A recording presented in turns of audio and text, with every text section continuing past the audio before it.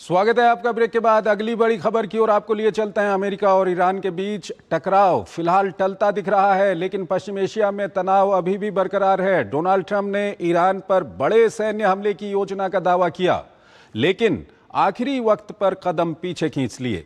वहीं ईरान ने अमेरिका से फिलहाल किसी भी तरह की बातचीत से इनकार कर दिया है, जिससे नए सवाल खड़े हो गए हैं।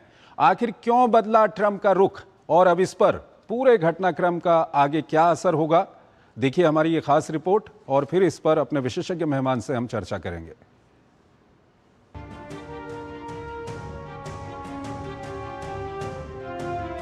ईरान पर बड़े सैन्य हमले की चेतावनी से फिर पीछे हटे अमेरिकी राष्ट्रपति डोनाल्ड ट्रंप। ये पहली बार नहीं जब ट्रंप ने ईरान को लेकर अपना फैसला बदला है, लेकिन पश्चिम एशिया में तनाव बरकरार है। राष्ट्रपति ट्रंप ने कहा है कि अमेरिका ने ईरान पर बहुत भयानक अटैक प्लान कर लिया था। ट्रंप का कहना है कि यह हमला विश्व युद्ध की तरह होता, लेकिन ईरान और दूसरे क्षेत्रीय देशों ने हमसे ऐसा न करने के लिए कहा। ट्रंप ने कहा कि ईरान के पड़ोसियों ने भी यही कहा, इसलिए हम बस ये देखेंगे कि क्या हम परमाणु हथियार खत्म करने की दिशा में कोई समझौता कर सकते हैं या नहीं। उन्होंने बताया कि सोमवार से अमेरिका और ईरान के बीच मध्यस्थों के जरिए अप्रत्यक्ष बातचीत शुरू होगी। हालांकि उन्होंने ये नहीं बताया कि वार्ता कहां होगी और इसमें कौन शामिल होगा। उनके मुताबिक वार्ता में हॉर्मुज स्ट्रेट और ईरान के परमाणु कार्यक्रम जैसे अहम मुद्दों पर चर्चा होगी। हालांकि ईरान ने अमेरिका के साथ किसी भी तरह की बातचीत होने से इनकार कर दिया। ईरान के विदेश मंत्रालय के प्रवक्ता इस्माइल बकाई ने कहा कि अभी न तो ईरान ने कोई प्रतिनिधिमंडल अमेरिका भेजने की योजना बनाई है और न ही किसी अमेरिकी प्रतिनिधिमंडल दल की मेजबानी करेगा। ईरान के बातचीत से इनकार के बाद सवाल उठता है कि दोनों देशों के बीच आखिर चल क्या रहा है। अचानक ट्रंप ने इतनी बड़ी धमकी देने के बाद अपना हाथ क्यों खींच लिया। अमेरिकी मीडिया के मुताबिक हमले की घोषणा के बाद ट्रंप ने सऊदी अरब के क्राउन प्रिंस से बात की थी। अमेरिका की चेतावनी के बाद ईरान ने भी साफ कर दिया था कि बराबर का जवाब दिया जाएगा। ईरानी विदेश मंत्री ने तुर्की, पाकिस्तान और सऊदी अरब के अधिकारियों से बातचीत में कहा था कि अगर हमला हुआ तो खाड़ी देशों के तेल और गैस ठिकानों को निशाना बनाया जा सकता है। ईरानी मीडिया में भी कहा जा रहा था कि संभावित जवाबी कार्रवाई के लिए खाड़ी देशों के ऊर्जा ठिकानों की सूची तैयार कर रखी है। इसमें सऊदी अरब के घवार ऑयल फील्ड, अबकैक तेल प्रसंस्करण और खुरैस ऑयल फील्ड, जबकि यूएई में जाकुम ऑयल फील्ड और रुएस, वहीं कतर के रिफाइनरी, नॉर्थ फील्ड गैस क्षेत्र और रास लफान एलएनजी परिसर संभावित हमले की लिस्ट में शामिल बताए जा रहे हैं। बहरहाल हमला टला है, तनाव नहीं। विशेषज्ञों का कहना है कि जब तक हॉर्मुज जलडमरू मध्य से जहाजों की आवाजाही को लेकर कोई स्पष्ट समझौता नहीं होता, तब तक इसे स्थायी तनाव में कमी नहीं माना जा सकता। ईरान का कहना है कि हॉर्मुज स्ट्रेट को लेकर ओमान के साथ बातचीत जारी है और अस्थायी आवाजाही सुनिश्चित करने की दिशा में कुछ प्रगति हुई है। हालांकि उन्होंने कहा कि सिर्फ ओमान के साथ समझौता होने से स्ट्रेट नहीं खुलेगा। जब तक अमेरिका की आक्रामक कार्रवाई जारी रहेगी, तब तक मौजूदा स्थिति में कोई बदलाव नहीं होगा।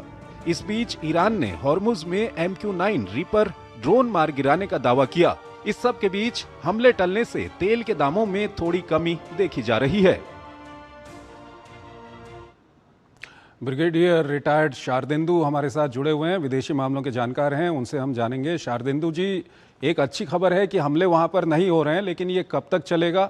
और दूसरा, बातचीत को लेकर के बड़ी अनिश्चितता है। डोनाल्ड ट्रंप कहते हैं कि सोमवार से बातचीत शुरू होगी, ईरान मना कर रहा है। हालांकि ये ईरान का पुराना पैटर्न है, वो अंतिम समय तक बातचीत से मना करते रहता है। क्या कुछ कहेंगे आप? देखिए चंद्रशेखर जी, एक मेरा मानना है कि बैकडोर डिप्लोमेसी तो हमेशा से चलती रही है। अमेरिका का अगर पूरा स्टैंस देखें तो वो स्ट्राइक करता है और अपने डायलॉग और डिप्लोमेसी के रास्ते को भी हमेशा खुला रखता है। वो बड़े बड़े बयान देता है, लेकिन अगले ही दिन डिप्लोमेसी की भी बात शुरू हो जाती है। तो कहीं ना कहीं अमेरिका को भी इस युद्ध से निकलना है, वो बहुत कुछ अचीव नहीं कर पा रहा है। सबसे बड़ा मुद्दा फंसा हुआ है स्ट्रेट ऑफ हॉर्मुज और ईरान के न्यूक्लियर प्लान को लेके। स्ट्रेट ऑफ हॉर्मुज को देखे ईरान तो चाहता है वो ओपन जरूर कर देगा, लेकिन उसके जितने भी जहाज वहां से गुजरेंगे उसका सर्वेलेंस, उसका इंटेलिजेंस, उसकी मॉनिटरिंग वो करना चाहता है।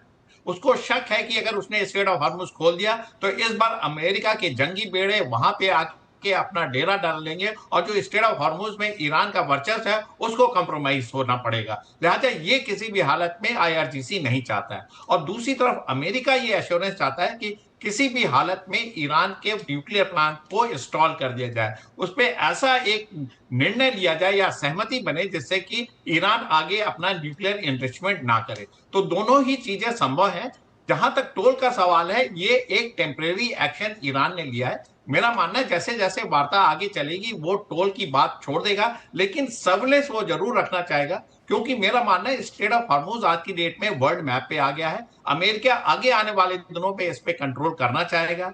इसी के तहत वो खर्ग आइलैंड और कासिम आइलैंड पे लगातार बमबारी करता है, वहां के पोर्ट सिटी को डिस्ट्रॉय करता है, वहां के launching site, mobile launching site को डिस्ट्रॉय करता है। तो ये कहीं ना कहीं वजह बनती है। सर, यहाँ पर एक सवाल ये उठता है, क्या डोनाल्ड ट्रंप ने इसलिए कदम पीछे खींचे बड़े हमले से कि वो कहते हैं कि जो खाड़ी के देश हैं उन्होंने ऐसा कहा था, या कुछ और कारण था इसके पीछे?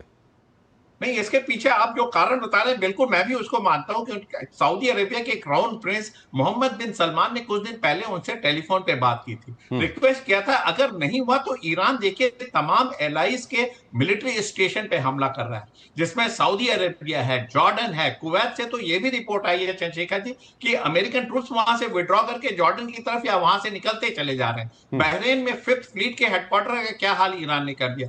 तो ईरान अमेरिका को डायरेक्ट हर्ट ना करके जो उनके मित्र देश हैं खाड़ी में उसको लगातार क्षति पहुंचा रहा, और उसका डिमॉन्स्ट्रेशन देखिए आज की डेट में रेड सी का बाब अल मंदेब भी वनरेबल है, स्वेज कैनाल पे भी उसकी स्ट्राइक रेंज है, क्योंकि उसने इजिप्ट के पोर्ट जो मेडिटेरियन सी में खुलते हैं उसको भी स्ट्राइक करके दिखा दिया। तो एक तरीके से पूरा पूरा गल्फ रीजन ईरान के स्ट्राइकिंग रेंज में, ये सबसे बड़ी वजह। और तमाम एनर्जी सोर्सेज में जब वो हमला करेगा तो कितना एनर्जी का लॉस होगा, कितने वहां क्षति पहुंचेगी, इससे क्राउन प्रिंस ने भी बात की है। ओमान और कतार लगातार अमेरिका के टच में, और यूएई ने कहीं ना कहीं यूएई भी इसमें एक रोल प्ले कर रहा है। ये सारा प्रेशर डोनाल्ड ट्रंप ने इसलिए काम किया और इसीलिए उन्होंने हमले को डिले किया, खत्म नहीं किया। अगर ईरान के हमले जारी रहे इसी तरीके से, जैसे आज उन्होंने MQ-9 ड्रोन को मार गिराया है स्ट्रेट ऑफ हॉर्मुज में, इसी तरीके हमले जारी रहे तो फिर अमेरिका स्ट्राइक करेगा। और अमेरिका किस एक्सटेंट तक स्ट्राइक करेगा उसका रिजल्ट ग्राउंड पे नहीं कमेंसरेट हो रहा है, क्योंकि ईरान बड़ा देश है, आप इंफ्रास्ट्रक्चर डिस्ट्रॉय कर रहे हैं। ठीक है सर, ये काफी महत्वपूर्ण होगा देखना कि आगे क्या कुछ होता है, लेकिन कहीं ना कहीं इस इलाके में शांति आएगी तो उसका फायदा पूरी दुनिया को होगा।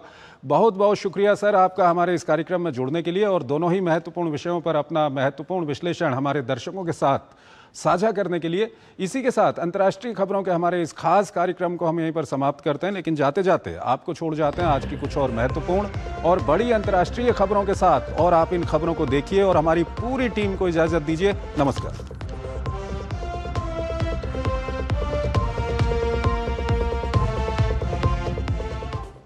उत्तरी अफ्रीका